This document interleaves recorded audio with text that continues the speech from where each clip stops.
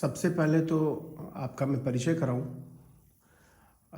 व्यक्तिगत रूप से मेरे साथ जो परिचय है वो करीब 20 साल हो गए और किताबों की दुनिया से हम लोगों का एक मिलाव और बढ़ाव और फिर लगाव सब कुछ होता गया और किताबें ही वह बीच की कड़ी हैं जिनसे हम लोग जुड़े और फिर विचार वहाँ से उगते चले गए।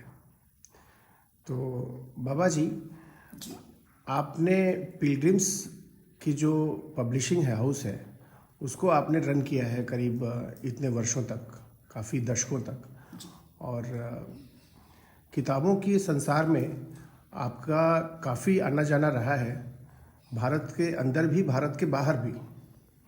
कई बार यूरोप की यात्राएं, यहाँ कॉलेज स्ट्रीट से लेकर के काठमांडू तक, यहाँ बनारस से लेकर के चेन्नई और बंगलोर के बाथम बुक सेंटर तक, सब जगह आपका एक जाना रहा किताबों की दुनिया में, किताबों की खोज। उस युग में जब इंटरनेट नहीं था तब आप इंटरनेट का काम किया करते थे। उन लोगों को जिन्हें की ज्ञान की भूख और बाहरी विश्व में क्या हो रहा है या क्या लिखा जा रहा है, यह जानकारी बहुत सीमित उनके दुकानों तक, जो उनके आसपास हैं, उनके दायरे तक थी। उस दायरे को आपने तोड़ करके उनके लिए चीज़ें उपलब्ध कराई। इसके लिए आपको खुद पता है कि आप बहुत ही ज़्यादा सार्थक काम आपने किया है उस युग में। तो अभी एक आपकी काठमांडू की शॉप में मेरा जाना हुआ था, वह अद्भुत शॉप थी।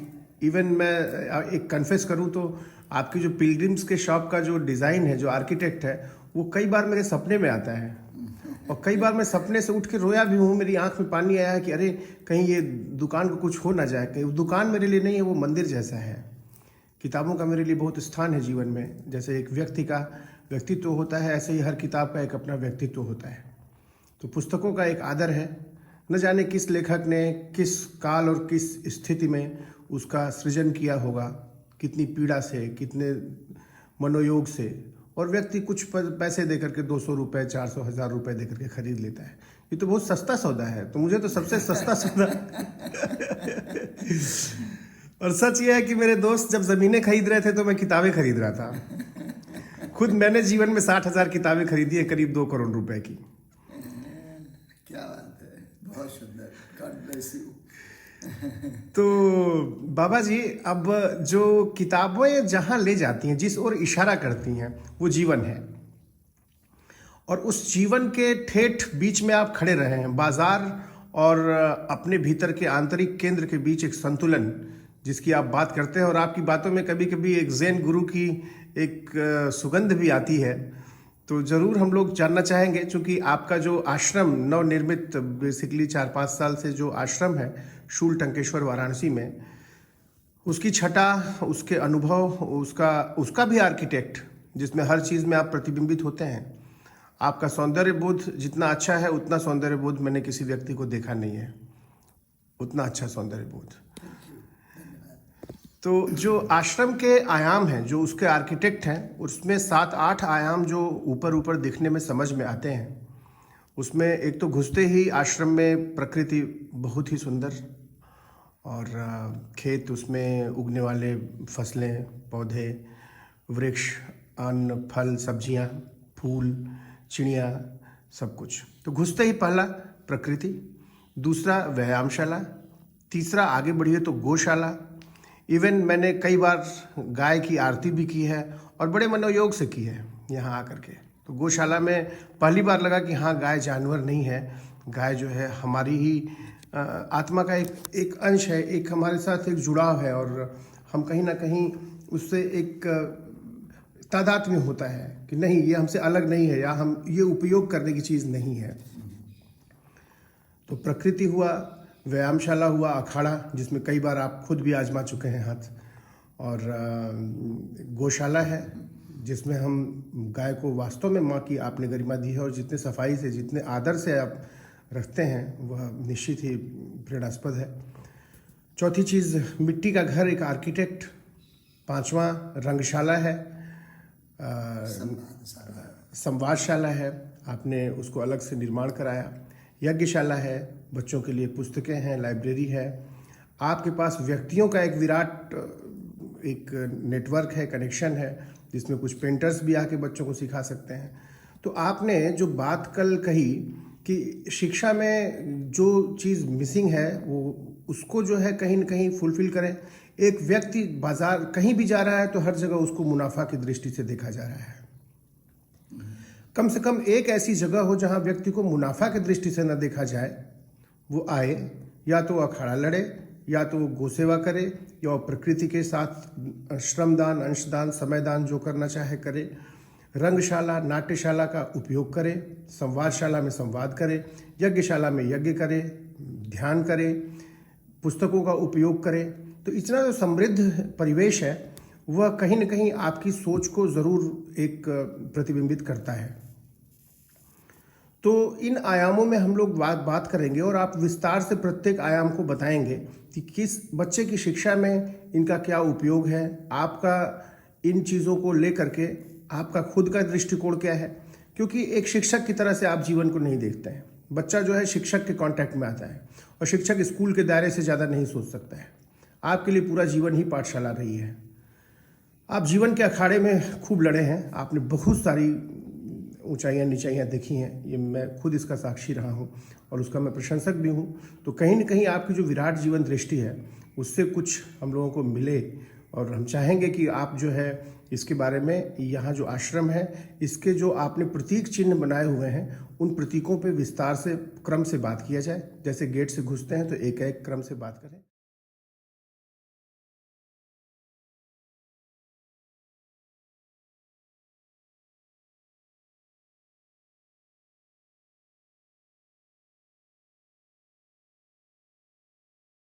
जो इसके प्रतीक चिन्ह हैं, जो आपने जिस दर्शन को महसूस करते हुए आपने यहाँ एक सिंबल बनाया हुआ है, एक मॉडल बनाया हुआ है कि व्यक्ति यहाँ आकर के देखे और बाद में अपने जीवन में उसको समाहित करे, उसको समावेशित करे। तो आप उन प्रतीकों के बारे में विस्तार से और उनके पीछे छुपे हुए क्या अर्थ हैं और आपकी मंशा क्या है वो ज़रूर बताएं क्रम से। और लेकिन सबसे पहले कौन सी चीज़ मिसिंग है, और एक इस युवा पीढ़ी में, चूँकि आपने कई पीढ़ियाँ देखी हैं, आपकी जो पुस्तक की स्थान है वहाँ पे आप कई हज़ार युवाओं से टकराए हैं, और अब किस तरह से आप कमी पा रहे हैं और क्या चीज़ मिसिंग है जिसके लिए आप इतने प्रेरित हुए, और इन सिंबल्स के बारे में भी विस्तार से बताओ। तो पहला चरण क्या मिसिंग है इस शिक्षा में, और दूसरा चरण आपका क्या एक समाधान है और उन सिंबल्स के पीछे क्या अर्थ है। शायद मैं अपने प्रश्न को ठीक से रख पाया हूँ। जी धन्यवाद। अब आपकी बारी है, आप बोलें। सभी को मेरा प्रणाम। और अब एक्चुअली मैं तो एक किसान परिवार से आता हूँ। उन्नाव जिले में मेरे ग्राम का नाम ब्रह्मस्थल था, लेकिन फिर बिगड़ते बिगड़ते वो बेथर हो गया। तो जीवन तो धरती के नज़दीक बीता है, जन्म भी प्रकृति के सानिध्य में ही हुआ है। ग्राम का जीवन तो वैसे भी एक्चुअली स्वर्गलोक है, और जिस देश में किसान भगवान हो उस देश का मैं नागरिक हूँ, और आप सब भी उसी देश के नागरिक हैं। तो आए हम बात करते हैं अब स्वराज आश्रम की। तो जो मिसिंग है एक्चुअली स्वराज आश्रम वो लिंक है उस मिसिंग का। यहाँ जो सुंदर सी झांकी लगाई गई है शिक्षाप्रद, उसे लोग अगर थोड़ा समय दे करके अपने प्रियजनों को, अपने बच्चों को ला करके माता पिता, संरक्षक शेयर कर सकें कि क्या ये जो सार को गा ही रहे कि जो बात है, तो वो जो ग्राह्य था वो ग्राह करके मैंने कैसे वही चीज़ें लगाई हैं यहाँ जो शिक्षाप्रद हैं।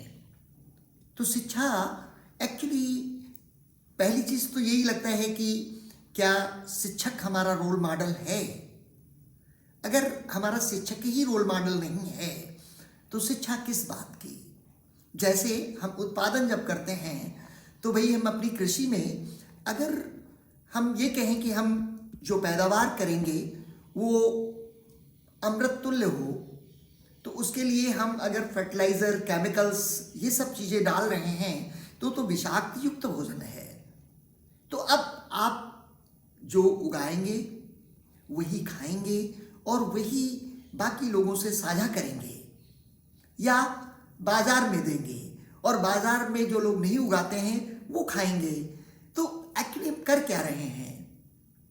इसी तरीके से जब हम शिक्षा की बात करते हैं तो माता पिता हमारे प्रथम शिक्षक होते हैं, और वहीं से अगर हमारा युवा युवती ये समझे कि नहीं, जीवन की धारा कैसी हो, सुखमय सुख सभी चाहते हैं, लेकिन वो सुखमय धारा कैसे बनेगी, वो कैसे जीवन उसमें चलेगा, तो वो यही है कि जब हम संस्कारों की बात करते हैं तो हमारे यहाँ जिस तरीके से कृषि का भी गर्भाधान है, उसी तरीके से स्त्री और पुरुष का भी गर्भाधान है।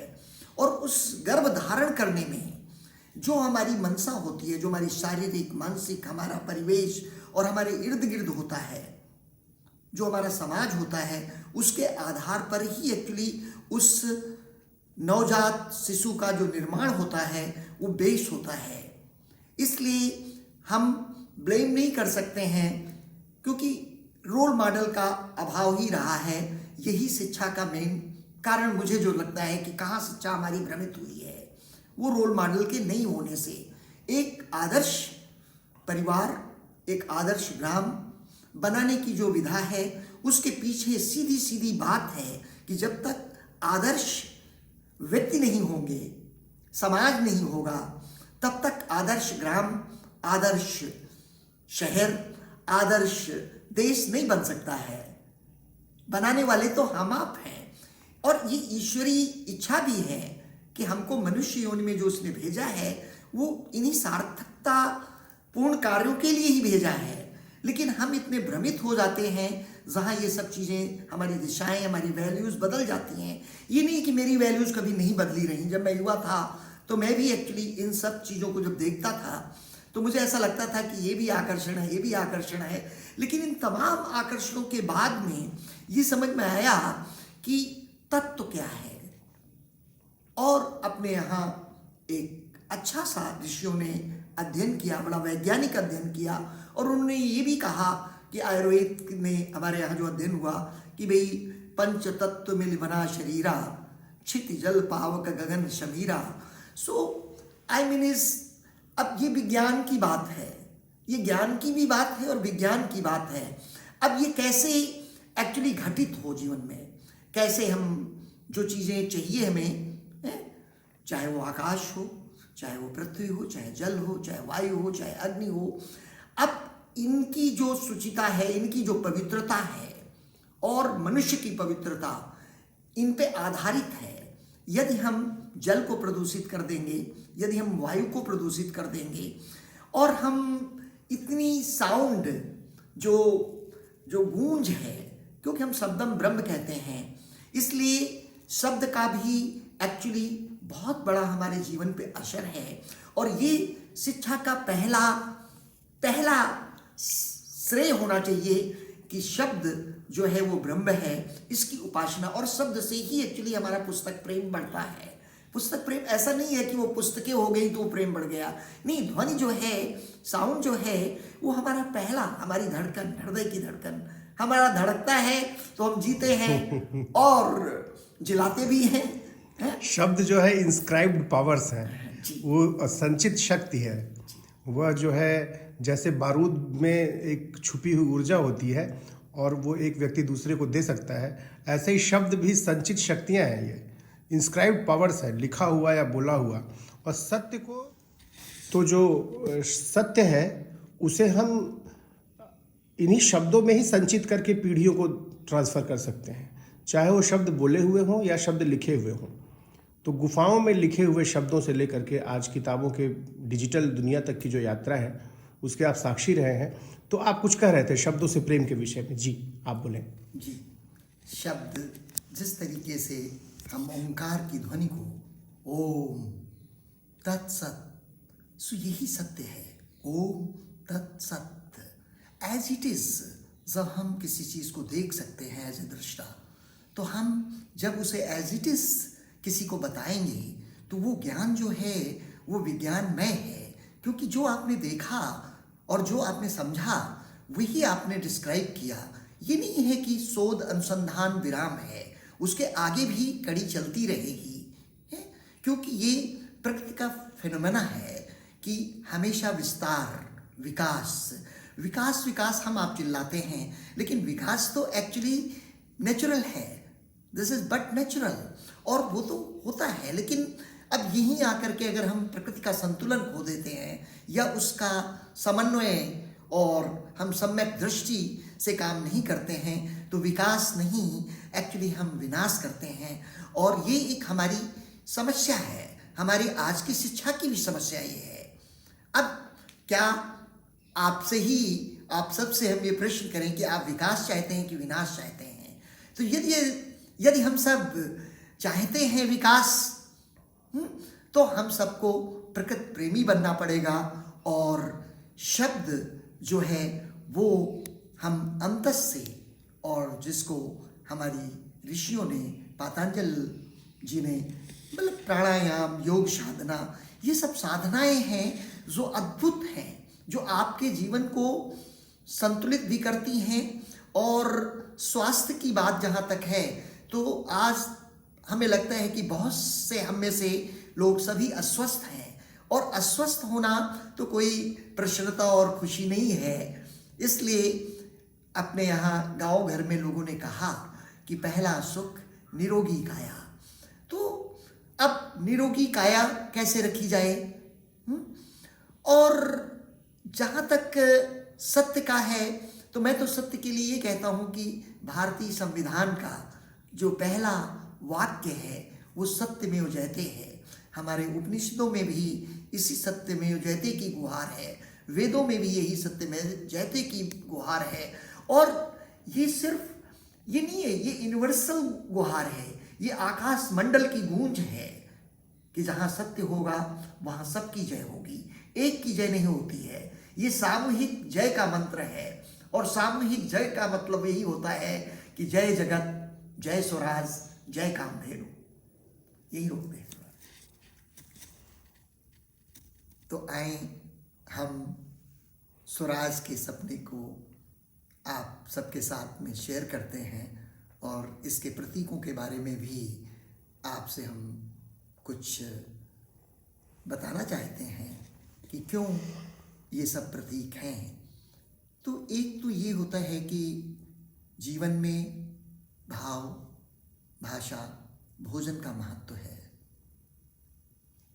तो स्वराज आश्रम में जब आप आते हैं तो यदि व्यायाम है तो आपको दूध भी है, और दूध है तो आपकी प्रसन्नता के लिए फूल भी हैं, पुष्प भी हैं, थोड़ी सी हमारी जो आध्यात्मिक खेती है वो भी है। वहाँ पे हर तरीके की लगभग सीजनल सब्जियाँ हमको प्राप्त हो जाती हैं। तो ये भोजन की भी व्यवस्था है, विष रहित सब्जियाँ। और अभी हम लोगों के यहाँ जो हमने चावल जो थोड़े से हुए हैं वो साल भर के लिए पर्याप्त होंगे आश्रम के लिए। तो वो भी एक्चुअली विष रहित हैं, क्योंकि उसमें हमने सिर्फ अपने गौ माता के मैन्योर को ही डाला है, खाद का ही प्रयोग हुआ है, और कभी कोई छिड़काव भी नहीं होने दिया गया है। तो यही होता है कि भाव की शुचिता, भाव प्रधान होता है, और भोजन की शुचिता, पवित्रता। क्योंकि जैसे फ्यूल ही है, जब हम गाड़ी में डालते हैं तो गंदा वाला फ्यूल डाल देंगे तो गाड़ी नहीं चलेगी अच्छे से और वो कहीं फंसेगी। इसी तरीके से भोजन जीवन का आधार है, और हमारे भोज्य पदार्थ जो हैं वो शुद्ध होने चाहिए, और वो तभी शुद्ध हो सकते हैं जब हम उन्हें शुद्ध रूप से उगाएंगे, तभी हमको खाने को मिलेगा। नहीं तो जैसा हमारे यहाँ उगाया जाएगा वैसा हम लोग पाएंगे। और भाषा के लिए यहाँ पे जो पुस्तकालय है, और जैसा आपको प्रवीण भाई ने बताया कि उनका पुस्तक प्रेम, और उन्होंने अब तक 60,000 किताबें, और अगर ये कहा जाए कि जब उन्होंने कहा कि जब लोग ज़मीन खरीद रहे थे तो मैं 2 करोड़ रुपए की पुस्तकें परचेज किया। ये कितने महत्व की बात है। शायद मेरा उनका जीवन काफ़ी कुछ इससे मैच करता है। हालांकि कई बार लोग कहते हैं कि मैं पुस्तक विक्रेता रहा हूँ और साथ में प्रकाशक भी हूँ, लेकिन अब जब हमसे कोई बात करता है तो मैं कहता हूँ कि ऐसा हमको लगता है कि किसी ने गलत स्टेटमेंट दे दिया कि जहाँ सरस्वती होती है वहाँ लक्ष्मी नहीं होती है। तो हमारे पास भी और प्रवीण जी के पास भी लक्ष्मी का भी कृपा है और सरस्वती, क्योंकि अगर उसकी कृपा नहीं होती तो इन दोनों का समागम हम लोग नहीं कर पाते।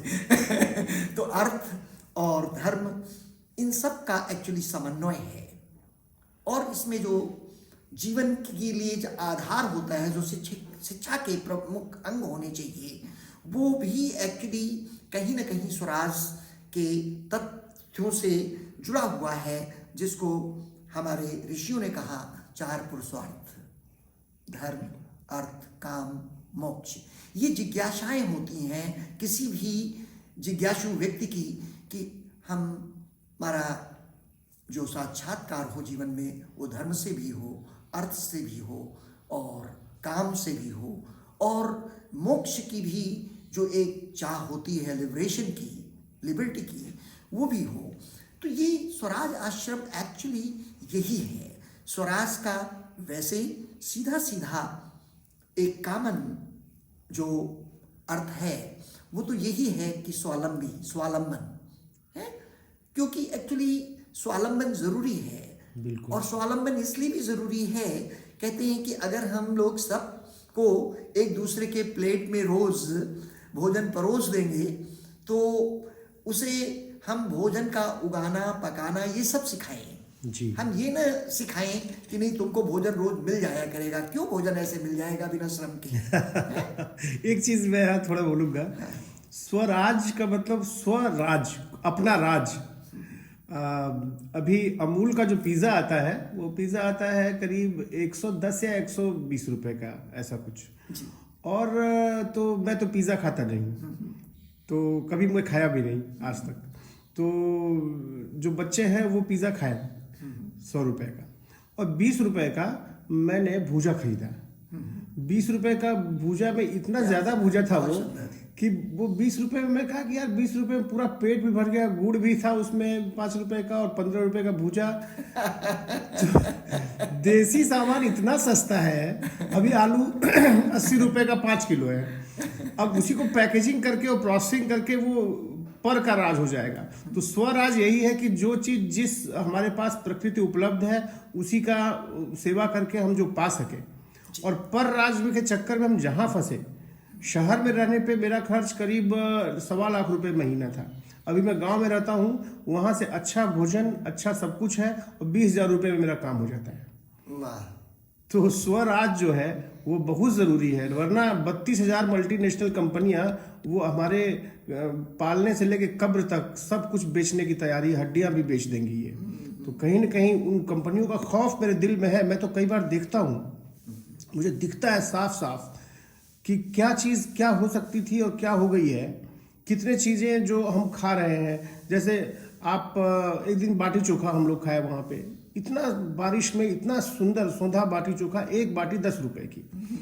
तो हम लोग 2 लोग थे, 4 बाटी खा के दोनों लोग का पेट 40 रुपए में भर गया।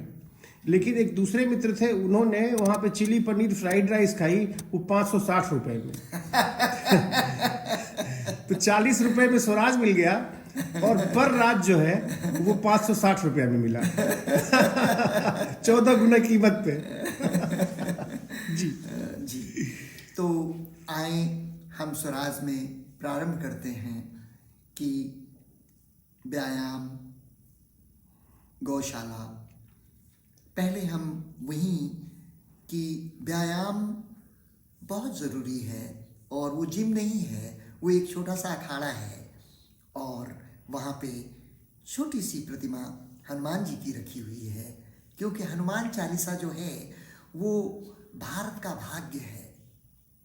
अगर इसको हनुमान चालीसा की शिक्षा का आधार मान लिया जाए, जीवन का आधार माना जाए, तो कितनी सुंदर बात होगी। जहाँ शुरू में ही आता है, बल बुद्धि विद्या देव मोहि हरऊ कलेश विकार।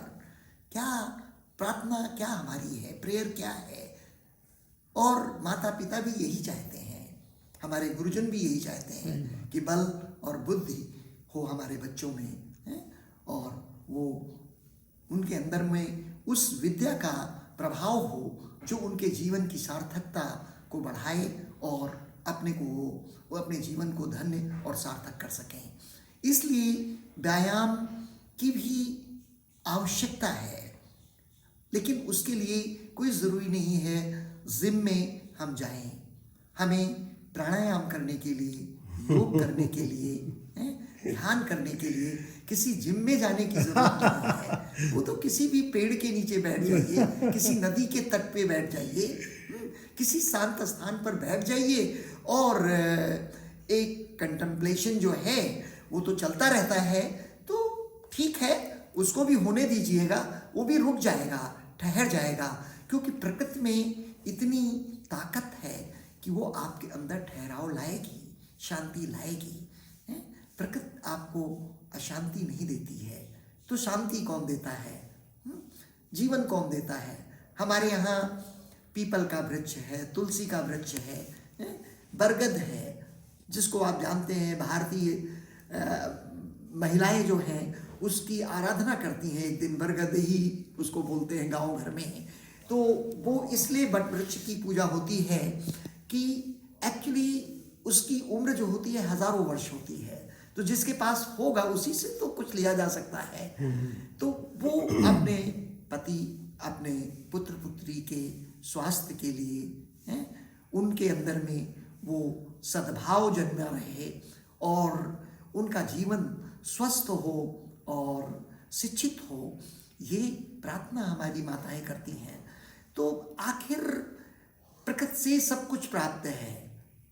तो यहाँ हनुमान चालीसा की बात जब हम करते हैं तो मुझे ये भी लगता है कि अगर इस देश के प्रबंधन को भी हम हनुमान चालीसा पे बेस्ड कर दें कि भाई देखिए, भक्त के बिना भगवान भी शायद अधूरा है, और जो अधूरा है वो इस तरीके से भी देखना है कि क्या प्रार्थना है। प्रार्थना तो यही है, राम काज करवे को अति आतुर। वो भक्त क्या है? वो कहता है कि ये राम काज है और इसके लिए मैं आतुर हूँ। और मॉडेस्टी इतनी सुंदर है कि वो कहते हैं कि भाई हनुमान चालीसा में कि भाई आपन तेज समारोह आपे, O Lord, you know it's your glory, it's all your creation, you know I means this is the modesty कि कोई अहम नहीं है, कोई आलस्य नहीं है। तो हम अहम मुक्त बने, आलस्य मुक्त बने, यही होगा राष्ट्र का निर्माण और यही है स्वराज का सपना, यही है हमारी छोटी सी उस पुस्तिका हनुमान चालीसा का दर्शन। तो इसके दो पक्षों पे जो बात हुई कि पुस्तक, शब्द और संपत्ति, और दूसरा पक्ष हुआ इस आश्रम का वह व्यायामशाला। और ये बात बहुत सुंदर लगी कि ध्यान, योग, प्राणायाम के लिए हमें जिम जाने की ज़रूरत नहीं है। वो मसल को डेवलप करना और भीतर एक सामंजस्य, एक हार्मनी ले आना, बिल्कुल दो भिन्न अलग क्रियाएं हैं। और शब्द जो है ब्रह्म है। ये दो बहुत सुंदर चीज़ लगी कि शब्द जो है वो संचित शक्ति है जिसमें हम सत्य को ढाल करके आने वाली पीढ़ियों तक दे सकते हैं। और पुस्तक प्रेम के संदर्भ में एक बात मुझे आ रही है याद, जिसे यूरोप का पहला उपन्यास माना जाता है, डॉन क्विक्सोट, और उसको किहोते भी बोलते हैं वहाँ पे। तो उसका जो लेखक है सर्वांतिस, उसने उसमें जो पात्र है, जो मुख्य पात्र है डॉन क्विक्सोट, वो अपनी आधी जायदाद बेच के किताब खरीदता है। तो और फिर वो किताबों को पढ़ता है और पढ़ते पढ़ते वो इतना लीन हो जाता है कि उसको लगता है कि उसके जो पात्र हैं वो ही असली पात्र हैं और जीवन में जो उसकी ऑर्बिट में घूम रहे हैं ये सब ऐसे ही नकली हैं। तो धीरे धीरे वो किताब के पात्रों को असली मानने लगता है और अपने जीवन के दैनंदिन जीवन में जो लोग उसे स्पर्श करते हैं उन्हें वो नकली मानने लगता है। हाँ, तो डॉन क्विक्सोट ने वो तो अपने पुस्तक के पात्रों को वास्तविक मानते हुए अपने जीवन में घूम रहे लोगों को निरर्थक मानने लगा, और वो बिल्कुल अव्यावहारिक तरीके से दुनिया बदलने चला। एक मरियल सा घोड़ा लिया और एक मित्र मिल गया उसको, सांको पाजा, जो बड़ा फेमस चरित्र है। तो कहीं ना कहीं क्विक्सोटिक शब्द जो बना वो अव्यावहारिक, उसका अर्थ होता है अव्यावहारिक। तो वो इतना ज़्यादा प्रचलित हुआ कि वो अव्यावहारिक ही हो गया। तो आधी जायदाद बेच करके खरीदना, तो मुझे कभी कभी लगता है कि मैं भी कहीं न कहीं डॉन क्विक्सोट वाले रास्ते पे तो नहीं निकल रहा हूँ। और आप तो पूरे पूरे डॉन क्विक्सोट है ही। जी, आगे चलते हैं। जी, आए हम बात करते हैं स्वराज गोधाम की। जी। सो जय कामधेनु। तो कामधेनु का एक अंग्रेजी में जो हम इसको ट्रांसलेट करेंगे, शायद शब्द ना हो कामधेनु कोई अंग्रेजी में, तो इसको जो ट्रांसलेट किया गया है वो यही है कि the mother which fulfill all our wishes. So Kamdhenu वो माता है जो हमारी सभी इच्छाओं को पूर्ण करती है, हमारे सारे सपनों को साकार करती है। ऐसी होती है हमारी कामधेनु। तो जो गौशाला है स्वराज की, वो इसलिए नहीं कि cow have to give, mother have to make me happy. Actually we like to see our mother happy. बस इतना ही फर्क है उनकी सेवा में कि हम चाहते क्या हैं। और जहाँ तक गाय से वो आधार है, इवन हम तो ये कहेंगे कि अगर इस देश में हम अहिंसा की ताकत को पैदा कर सकते हैं तो हम सिर्फ गाय की रक्षा करके पैदा कर सकते हैं। गौ पालन से ही एक्चुअली अहिंसा होगी, नहीं तो मुझे लगता है बहुत मुश्किल है। इसीलिए ज़रूरत इस बात की है कि जो अपनी अमृतमय तुल्य हमको अनाज सब्जियां उगानी हैं, उसके लिए भी गौमय की बहुत आवश्यकता है। गौमूत्र कोई भी ऐसी चीज़ नहीं है जो गौ माता की मतलब व्यर्थ जाती हो। और जहाँ तक एक होता है कि भाई गाय से रिश्ता क्या, अगर हमारे ऋषियों की आध्यात्मिक खेती करनी है तो गाय ही उसका आधार है। यदि हमें अपने यज्ञ करके अपने पर्यावरण को भी पवित्र रखना है और यहाँ क्षेत्र में उपज अच्छी हो, तो उसके लिए भी, यज्ञ के लिए भी हमारे गौ माता का घृत आवश्यक है। एक तो छोटी सी बातें हैं कि जो बचपन से हम लोगों को बताई गई हैं, जिनके चित्र भी हम देखते हैं और अपने पुराणों में, वेदों में, हमने गीता में उनको पढ़ा भी है कि गाय, गौ माता में हमारे जो 33 करोड़ देवी देवता हैं वो सब उसमें वास करते हैं। एक पुराणों की कहानी है कि जब सारे देवी देवता गौ माता में वास कर गए तो लक्ष्मी को ये अहम था कि पूरी दुनिया मेरे पीछे आती है, मुझे क्या जाने की ज़रूरत है, तो वो नहीं गई। फिर उनको थोड़े समय बाद इतना एकांत खड़ा, इतना अकेलापन हुआ कि वो गई और मुझे कोई भी स्थान दे दीजिएगा। उनका सारे स्थान अब कोई भी रिक्त नहीं है। तो बहुत अनुरोध करने से, प्रार्थना करने से लक्ष्मी के माँ ने कहा, कामधेनु ने, जा मेरे गोबर में वास कर। इसीलिए हमारा देश जो किसानों का देश है, हम गोबर को एक्चुअली धन मानते हैं और सचमुच गोबर धन है। उसका चाहे वैज्ञानिक एनालिसिस कर ली जाए, चाहे जिस भी तरीके से, ये प्रूवन है कि हमारी जो देसी गायें हैं उनका सब कुछ अमृत तुल्य है। दूसरा, हम ये भी जानते हैं कि हमारे यहाँ मोक्ष के लिए भी गौ माता की प्राथमिकता है, गोदान होता है। तो इन सब चीज़ों को रहस्य में जानते हुए अगर हम अज्ञानी बने, एक हमें याद है कि मेरी माता जी मुझे गौ माता का, मतलब हम लोग गिलसिया लेके जाते थे और दूध हम लोग उसी समय पीते थे, क्योंकि ये बात वो जानती थी, उनके जहन में थी कि नहीं, बालक अगर गौ माता का दूध पिएगा तो इसका बुद्धि, विवेक, तेजस, ओजस सब कुछ उसमें वृद्धि होगी। और ये प्रूवन है, ये वैज्ञानिक बात है। और आज हम भी जब किसी जगह जाते हैं, छोटे बच्चों के विद्यालय में जाते हैं या किशोरों के विद्यालय में जाते हैं, तो कभी जब मुझे बात करनी होती है तो मैं अक्सर इसी बात से श्री गणेश करता हूँ कि किसके किसके घर बच्चों गए हैं और किसकी किसकी माता ने आपको दूध पिला करके भेजा है। तो ये बात क्यों? इसलिए कि एक्चुअली इसका अपना असर है, क्योंकि हम लोग कहते हैं जैसा खाए अन्न वैसा हो मन, जैसा पीवे पानी वैसी हो वाणी। तो ये सब वैज्ञानिक है, ये सब इतना वैज्ञानिक है और गाय उसका आधार है। इसलिए गौशाला का जो स्थान होना चाहिए, और मैं तो कहूँगा कि कोई एक गाय रखे, नहीं 2 रख सकते हो तो एक कम से कम रखें, दूध दही घृत सब मिलेगा।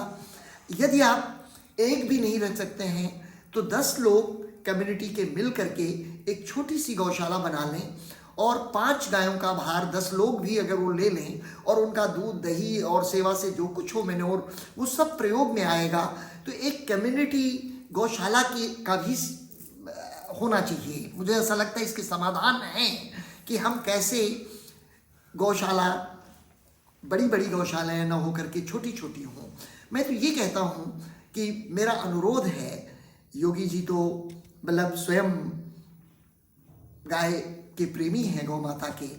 मैं तो ये कहता हूँ कि इस देश में एक सर्वे करके जिन लोगों के पास ज़मीनें नहीं हैं उन्हें 1 बीघे की ज़मीन व्यवस्था कर दी जाए और उन्हें एक गौ माता दे दी जाए और उस पर निगरानी भी रखी जाए कि उस गौ माता की सेवा भी हो रही है और वो जो कुछ भी दे रही है उसके खेत में प्रयोग आ रहा है, और उसको अन्न बांटने की जगह हम कम से कम उन्हें अन्न उत्पादन का विज्ञान बता दें, जिससे उनके जीवन में भी उनको एक जैविक अन्न मिले, जैविक दूध मिले, और उनका जो एक हम जब चाहते हैं, अगर हम ये कहें कि राष्ट्र के निर्माण में सबका योगदान होता है, वो इस तरीके से ही होता है कि अगर एक हमारा कोई कर्मचारी है, अगर वो स्वस्थ खा रहा है, स्वस्थ पी रहा है, स्वस्थ उसको सुनने को मिल रहा है, चिंतन है, तो वो स्वस्थ कार्य भी डिलीवर करेगा। इसलिए गौ माता का जितना भी हम जो कुछ भी कहें और जो भी कारण से एक्चुअली गौ धाम होना ही चाहिए, हर आश्रम में होना चाहिए, और गायों को हमें प्रसन्न रखना चाहिए, चाहे उनको दाना पानी जो कुछ भी है, इवन गौचर भी होना चाहिए। तो हमने अपने आश्रम में छोटा सा गौचर भी बनाया है जहाँ गायें छोड़ दी जाती हैं, जिससे कि वो चल सकें, उनका भी थोड़ा व्यायाम एक्सरसाइज हो जाए चलने फिरने से। और अपने ही आश्रम में सुबह शाम की एक व्यवस्था आरती की भी है, गौ माता की बड़ी छोटी सी आरती है।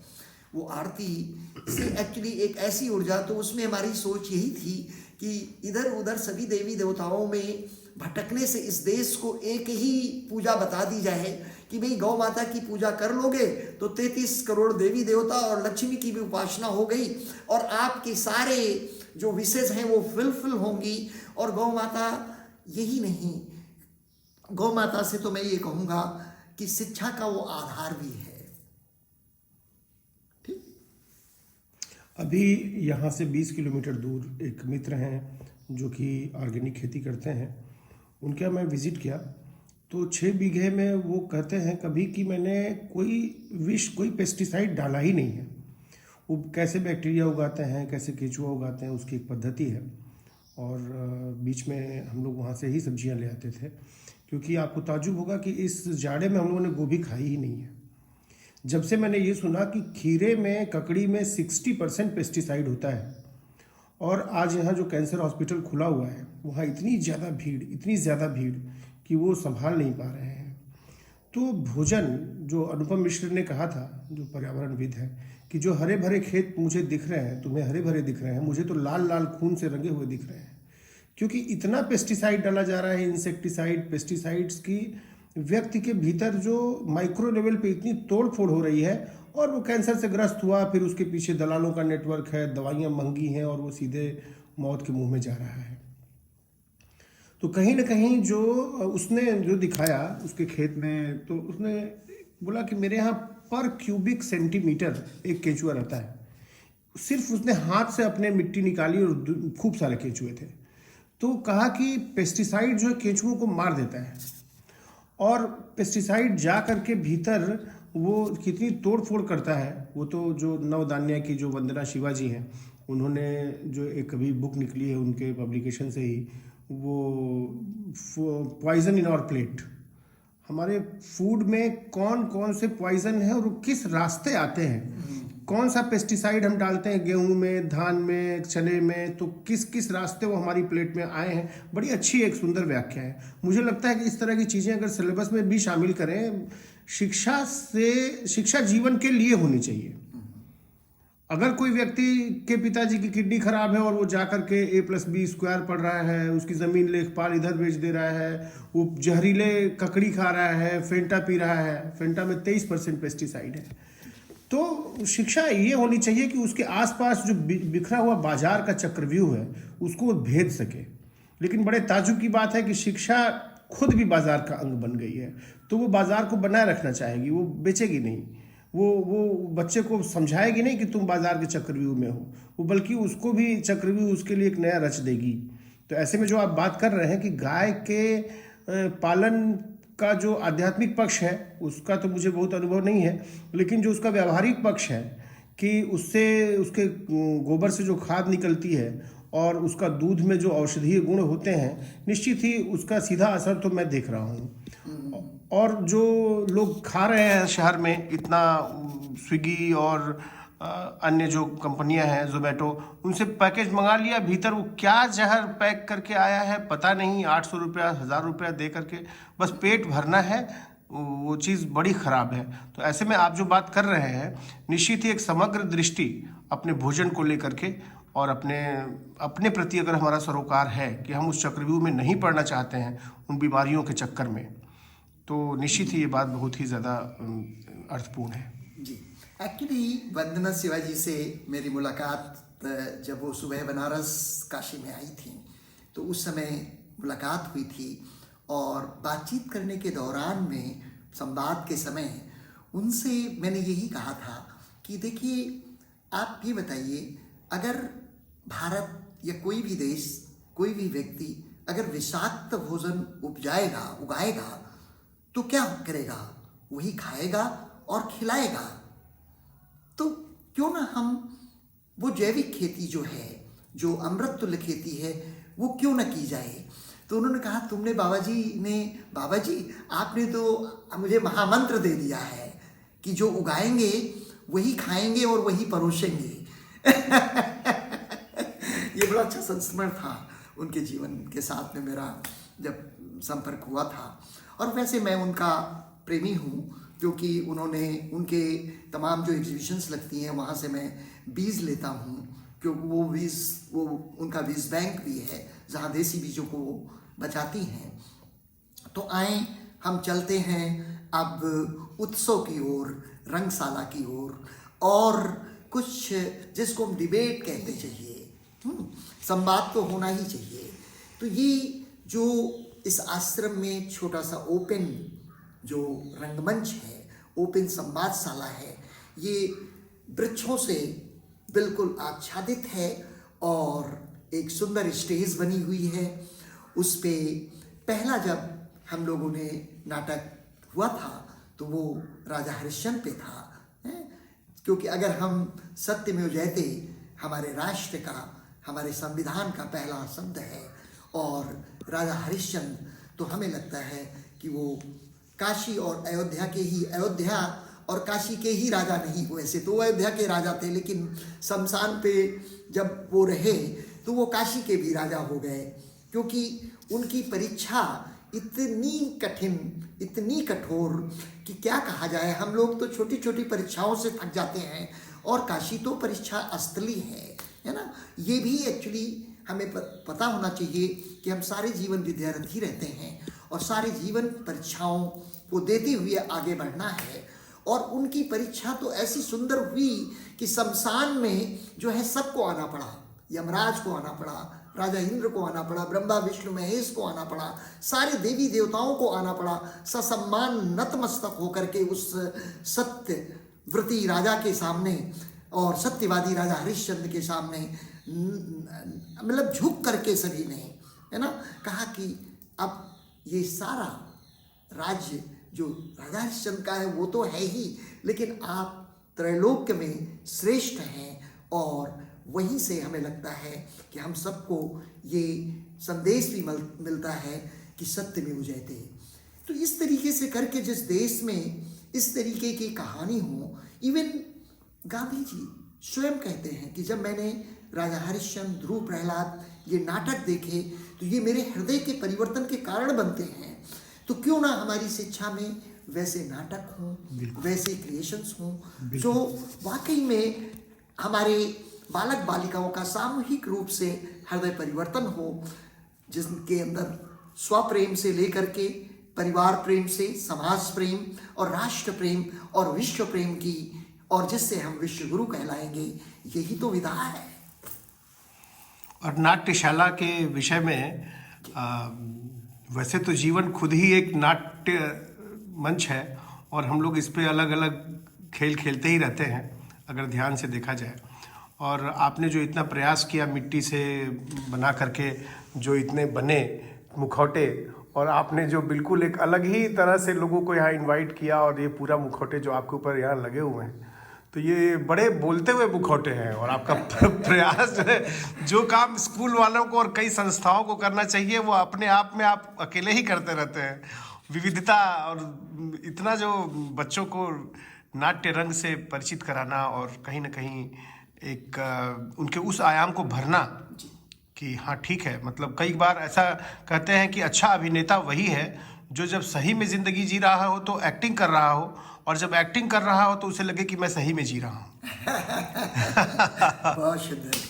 तो अब हम रंगशाला और संवादशाला की विषय को इस तरीके से कि ये संवादशाला और रंगशाला जो है ये सभी के लिए है। एक्चुअली ये पूरा आश्रम जो है ये सिर्फ इसीलिए बनाया गया, और उसके निर्माण के पीछे मेरा यही था कि मेरा तो सपना पूरा होता है एक छोटा सा, और एक प्रतीक के रूप में ये सब चीज़ें स्थापित होती हैं, और उनका लाभ भी मुझे डायरेक्टली ही मिलता है, क्योंकि इस आश्रम का लाभ जो हमारे साथ लोग रहते हैं और हम स्वयं, हमारे परिवार को स्वयं, पूरे परिवार को मिलता है। वहाँ पे ये है कि ये रंगशाला और संवादशाला बहुत आवश्यक है, और वो आवश्यक इसलिए कि ग्राम के लोग आए, किसान भाइयों का जत्था आए, प्रधान आए, और इन चीज़ों से वो ज्ञान लेकर के ग्राम को संस्कारित कर सकें। इसका उद्देश्य यही है, और इससे जो भी मैसेज देना चाहें वो दें, क्योंकि एक तो इसके दो व्रत रहे हैं आश्रम के। एक तो व्रत ये रहा है कि यहाँ कोई गुरु चेला चेली बनाने का प्राविधान नहीं है।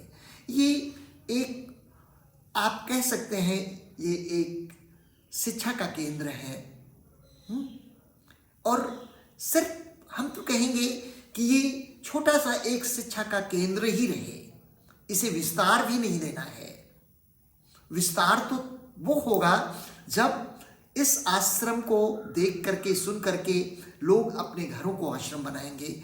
यही एक्चुअली इसका उद्देश्य है। फिर जितने वर्षों से, 5 वर्षों से, लगभग टोटल तो 8 वर्ष हो गए मुझे ये जगह लिए हुए, तब से एक्चुअली इस आश्रम में एक उपहार, दान दक्षिणा, राष्ट्रीय अनुदान, अंतर्राष्ट्रीय अनुदान, क्योंकि लाभ लोभ से मुक्त होकर के अगर कोई काम करना है तो इन व्यवस्थाओं से भी छुटकारा होना चाहिए। और जो आपका स्व अर्जित धन है या जो आपके परिवार से आपको प्राप्त है, अगर वो पूरा है, ज़रूरतों को पूरी कर देता है, तो फिर हमें और की दौड़ नहीं करना चाहिए कि नहीं इसके बगल वाली भी ज़मीन मेरी हो जाए, ये आश्रम और बड़ा हो जाए, यहाँ भीड़ हो जाए, यहाँ लोग आने लगें। अब लोग आएँ, लेकिन लोगों को एक्चुअली सही यही है कि भाई जा कर के आप अपने घरों को आश्रम बनाइए, और यहाँ कोई चीज़ ऐसी नहीं करना है, शांति के अलावा आपको कुछ यहाँ न मिलना है, और मिलेगा तो शांति ही मिलेगी। इस आश्रम का उद्देश्य यही है, और सारे संवाद और रंगशाला का भी उद्देश्य यही है कि किस तरीके से मानस जो हो हमारा, वो मन को शांति मिले और तन भी हमारा सुखी रहे, निरोगी रहे। यही है मैसेज एक्चुअली इस पूरे आश्रम का। अब हम आते हैं शांति और अवसर कि शांति भी लोगों को मिले और अवसर भी मिले कि यदि कोई 2 बच्चे 4 बच्चे आके अखाड़ा लड़ना चाहे तो वो लड़ें, जी आकर के संवाद करना चाहें।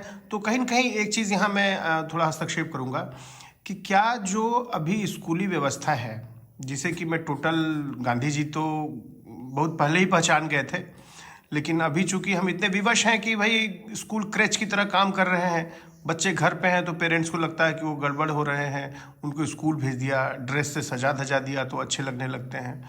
तो स्कूल जो कि सिर्फ मुनाफा के लिए चलता है, तो उसके स्कूलों में अब उसकी व्यवस्था का तो विकल्प बहुत मुश्किल है।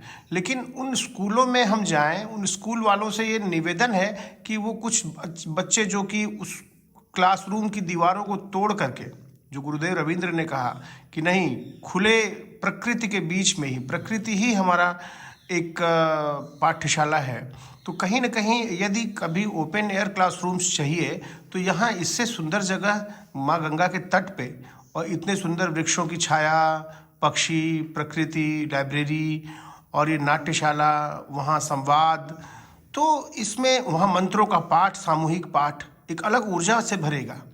तो क्या हम उन्हें निमंत्रण दे सकते हैं जो कुछ 10 बच्चे 20 बच्चे जो एक अभी फॉर्मेटिव एज में हैं, जिन्हें उस आयाम से वो परिचित ही नहीं हैं, वो सिर्फ अपने मोबाइल से परिचित हैं और वो स्कूल के बस से परिचित हैं और वो क्लासरूम में ऊँघते हैं और एक मशीनी दिनचर्या में ढाल दिए गए हैं।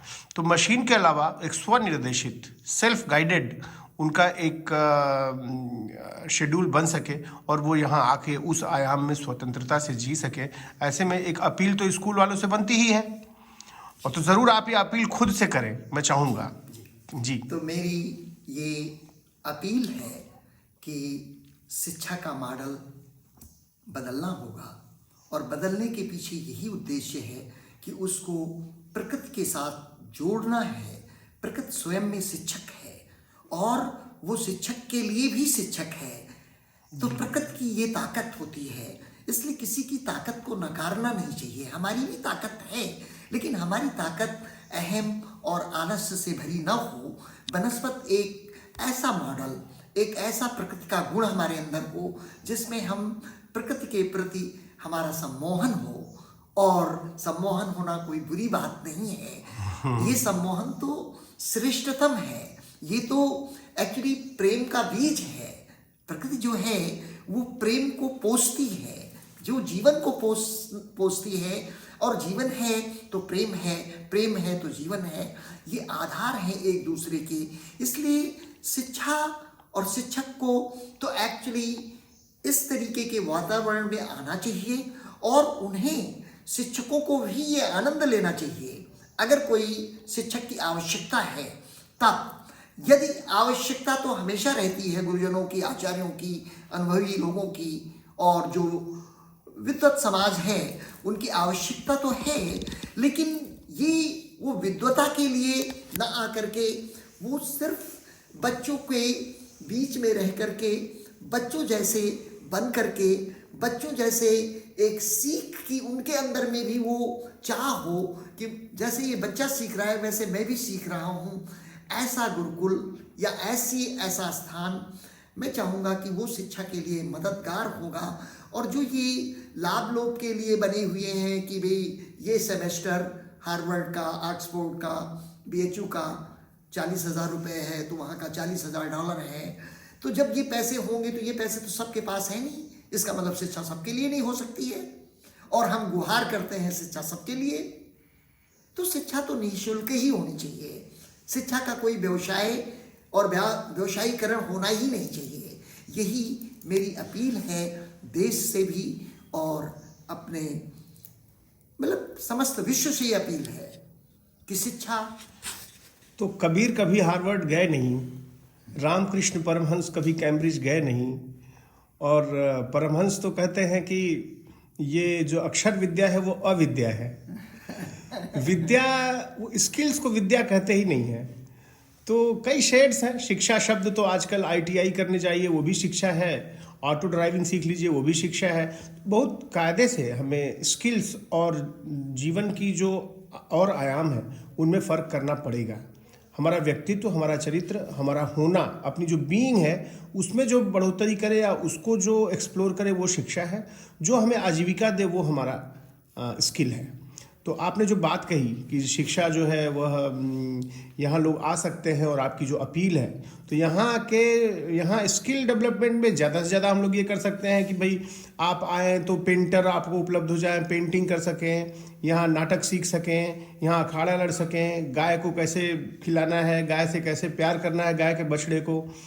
तो वो बच्चे बखूबी जानते हैं। बच्चे तो इवन कुत्ते के जो छोटे बच्चे होते हैं, मैं देख रहा हूँ जाड़े में उनसे मुंह चिपका करके बात कर रहे हैं। और बड़े लोग, एक दिन छोटा सा मरियल सा कुत्ता मेरी गोद में एक ले आके बोल रहे हैं बच्चे, ये लीजिए बाबू को लीजिए, बाबू बाबू उसको कह रहे हैं मरियल। सो मतलब इवन जिन माताओं ने प्रसव धारण किया है वो माताएं जरूर उदर में शिशु होता है, बच्चा होता है,